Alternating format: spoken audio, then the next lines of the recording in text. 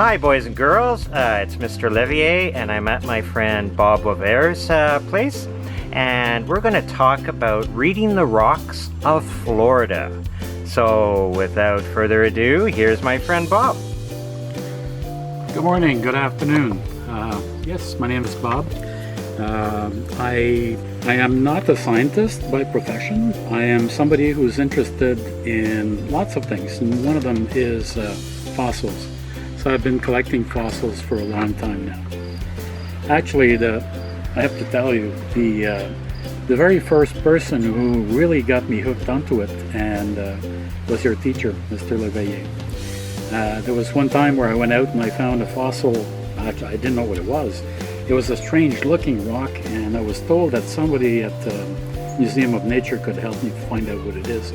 And it turned out to be this guy, so it was a happy meeting. Awesome. So what do we have here? We have some interesting objects that I see in front of me. Yes, so I'll start over in this corner here. So these are all fossils that I found in Gainesville, Florida.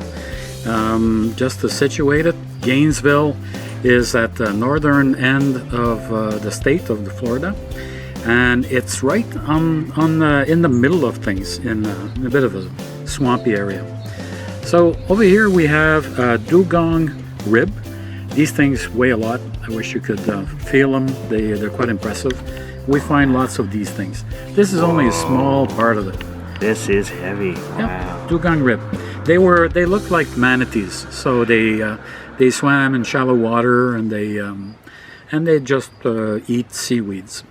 After the dugong rib, we have a soft-shell turtle, and it's interesting. It has this really distinct pattern on one side, and on the other, you can see the rib of the turtle, because the carapace of the turtle is really an extension of its ribs.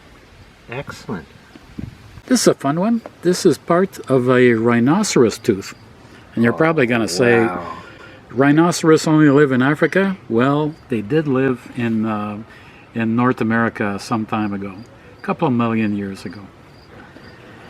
This is a piece of mammoth tusk, and we can tell by the lines in it and the curved shape, and sometimes you can tell on the edge there's kind of a cross-hatching going on. So this is really neat. And shark tooth. So we find shark tooth galore in Florida. In some places where we go, we can find a couple of hundred teeth. And a couple of pieces from whales. This is whalebone. It doesn't look like much, but it's very porous. And if you were to compare it to bones that live right now of things, it is whalebone. And this is also quite interesting. I know it looks like an ear, but it's part of a whale ear, so it's a bulla bone inside of the whales. Wow, that is awesome. Next piece, we have alligator vertebra. So these, all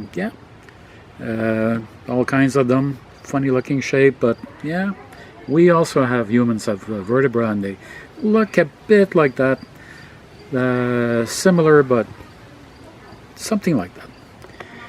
And this is a shark tooth from Megalodon. Oh, wow. Catoclys megalodon, which was the biggest shark that ever lived. Some of these were bigger than a school bus, so they were quite impressive animals. Wow. And lastly, I've got a little deer antler. So, yeah. Amazing. Now, just one thing. Some of these, they all have different ages. The shark tooth is from about 5 million years ago, and they vary in age between then to as recent as 9,000 years ago. So you have quite a range. All these things are from different points in time. Now, when you have such a diversity of animals that some live in the ocean and some live on land, how can you find them all in the same place? Aha. Florida is in a very unusual spot. So it's in the ocean, as you know, when you go there to go to Disney and to go to the beach. The whole of Florida is not very high off the water. At its highest point, I think Florida is something like 3 meters high. So it's very low.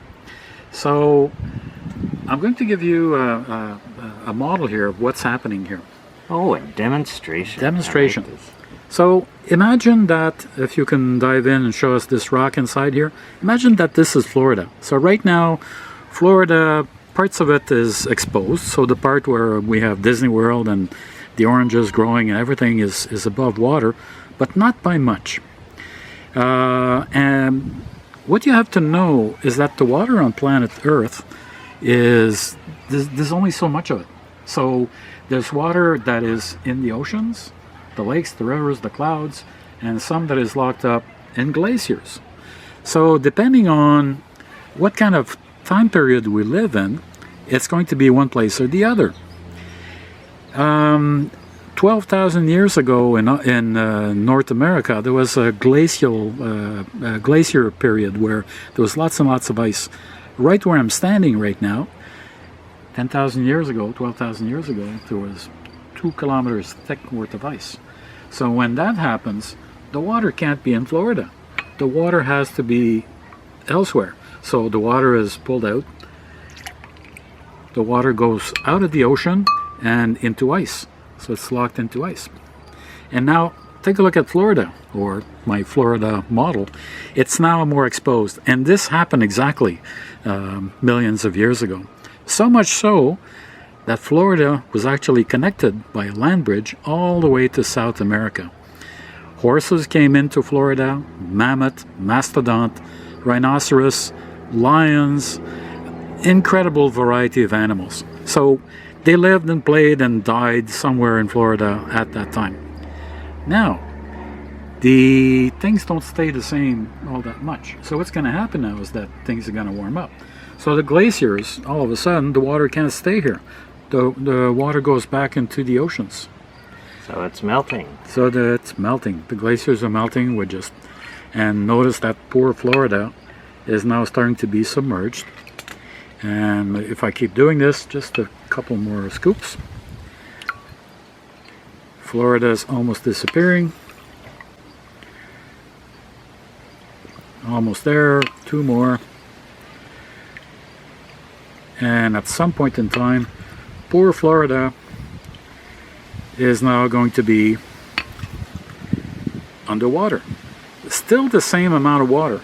It's in one place or in the other, but it's not in both places. So now Florida is underwater. And what happened at that time is when Florida was underwater, sharks would swim right over the state. And actually, mama sharks like to give birth to their babies where things were shallow, so they like that. And mama sharks actually lose their teeth a lot. They typically have 20,000 in their lifetime, and they lose a lot of them. So we find a lot of teeth right in the middle of Florida. And then glaciers come back, and so forth, and the water gets transferred back into the glacial pool. Still the same water, no more, no less. So all these things were deposited in the same spot, sometimes underwater, sometimes above water, and by some estimates, it's somewhere, I forget, 5 or 12 times that we had glaciers warming up, glaciers warming up. So water was above and below many different times, which is why we can find sharks and we can find mammoth living in the same exact spot, and pieces of it all over the place. Wow. It was a nice warm place, so all these animals loved being there, not just people going to Disney. Excellent. So now all of this was in sand, and there's lots of sand because it was always a beach or close to the beach or close to where sand occurs. So all these pieces dropped in and they were layered. And when you go to Florida in this one spot, if you dig in the sand, sometimes a shark tooth falls in, sometimes a rhinoceros tooth, sometimes a dugong bone, and in the same shovel you can find all of these things in a really, really small amount of time. That is so interesting. You know, imagine that 100 million years from now, humans don't exist anymore, and somebody finds something printed on a rock or a sign or somewhere, and they were to find this. So what would they make of it? So the first thing they would say is, oh, some intelligent being lived here. But what does it mean? Is it an igloo? Is it a turtle or a baseball cap? Or is it a D? Is it a P? What is it? And then maybe they would give it some name which would make no sense to us at all. And they would just find this one thing and they'd be content to find it. But wouldn't it be great if they could put this and all of the other letters of the alphabet together and come out with books where we give knowledge? Same thing with the fossils. By reading the fossils, by understanding the climate, by understanding the oceans and the water, we can now tell a story about what's going on with these fossils in Florida.